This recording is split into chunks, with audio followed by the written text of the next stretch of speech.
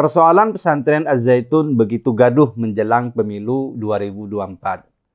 Berbagai tuduhan serius ditujukan pada pesantren yang dipimpin Panji Gumilang ini. Mulai pelecehan seksual, terkait teroris NII, memiliki ajaran menyimpang, sampai pada persoalan transaksi keuangan.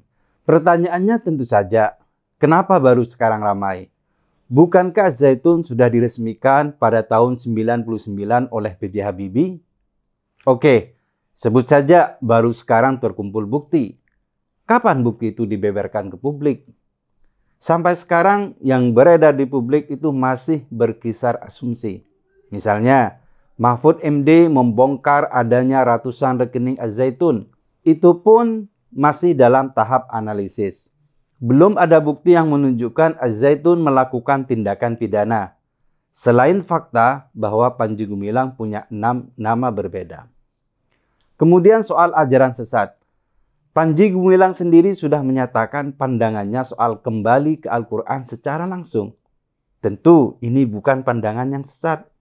Sebab Muhammadiyah dan banyak sekte lain juga berpandangan sama. Kesesatan Az-Zaitun didasarkan pada ucapan Panji Gumilang yang tidak terbukti itu diajarkan di pesantren. Soal ucapan kontroversial, dulu Gus Dur juga sering melakukannya. Tapi itu tidak lantas menyebut Gus Dur sesat atau menghukumi pesantren Tebu Ireng melakukan ajaran yang menyimpang. Karena pendapat Gus Dur itu wilayah pribadinya.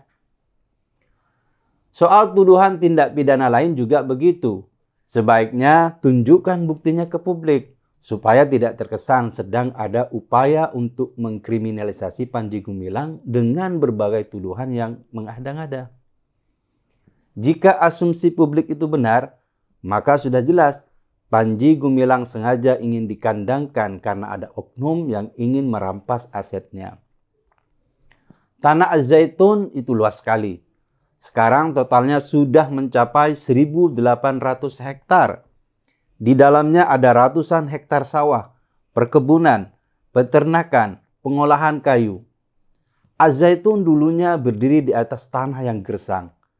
Maka katanya pesantren ini membuat waduk sendiri untuk mengairi sawah mereka. Mereka juga memproduksi air minum sendiri. Karena sawahnya begitu luas, warga sekitar yang menggarap sawah tersebut dengan sistem bagi hasil.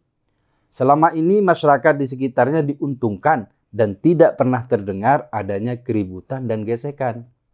Demo-demo yang terjadi itu, menurut penuturan warga setempat, pesertanya berasal dari daerah luar.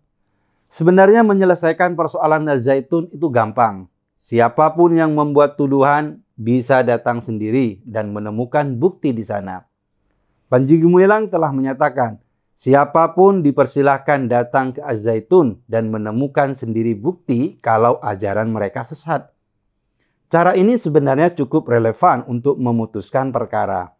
Karena selama ini banyak orang yang belum pernah ke Az-Zaitun dan melakukan investigasi. Bahkan, tim investigasi yang dibentuk Gubernur Jawa Barat Ridwan Kamil dan MUI yang paling nyaring hanya menyimak video Panji Gumilang dan berdasar pihak yang katanya pernah di Az-Zaitun. Tapi belum pernah datang langsung dan melakukan investigasi serius di Az-Zaitun. Kalau dilihat dari segi ideologi, Panji Gumilang itu lebih tepat disebut liberal, bukan radikal. Ajarannya mirip ajaran Muhammad Abduh dari Mesir. Dia mengajarkan modernisme Islam, seorang pembaharu yang mengilhami lahirnya ajaran Muhammadiyah dan Tarbiyah. Muhammad Abduh melihat kemunduran Islam, kemudian menyarankan untuk kembali ke Al-Quran dan hadis secara langsung dengan menggunakan pendekatan rasional. Hanya di pesantren Az-Zaitun di depan gerbangnya tertulis, Az-Zaitun pusat pendidikan pengembangan budaya toleransi dan perdamaian menuju masyarakat sehat, cerdas, dan manusiawi. Panji Gumilang sedikit banyak terpengaruh dengan ajaran Abduh itu. Banyak pendapatnya yang sebenarnya merupakan penafsiran secara rasional. Makanya di pesantren Az-Zaitun tidak ada satupun yang berjenggot panjang dan bercelana cingkrang. Juga tidak ada yang berjubah warawiri di kawasan itu. Para pengajar menggunakan jas. Siswanya berpakaian biasa sebagaimana umumnya. Mereka tidak sungkem pada para pengajarnya, tapi memberikan hormat dan salam kepal tangan. Itu semua adalah penafsiran Panji Gumilang terhadap cara-cara klasik yang berkembang dalam keislaman kita, yang kemudian jatuh pada pengkultusan berlebihan dan dianggap kurang maju. Inilah pembaharuan yang diserap Panji Gumilang dalam banyak hal. Misalnya konsep ekonomi Az-Zaitun itu mirip Marhanisme Soekarno. Mereka memproduksi pangan untuk mereka konsumsi sendiri. Kemudian kelebihannya mereka jual. Apa yang terjadi di Az-Zaitun juga sama. Mereka memiliki ratusan hektar sawah dan ladang. Mereka memproduksi padi, kopi, pisang, bahkan membuat garam dan minyak wijen. Maka wajar kalau Panji Gumilang itu sangat dipengaruhi oleh pemikiran Soekarno. Satu hal yang sering tidak dipahami oleh banyak orang, sekolah di pesantren Az-Zaitun itu mahal.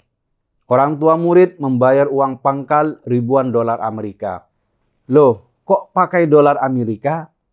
Betul, Az-Zaitun bukan hanya sekolah murah yang bertujuan untuk mendapatkan murid sebanyak-banyaknya agar bisa didoktrin, tapi sebuah pesantren mahal yang hanya bisa dimasuki oleh sekelompok orang yang mampu.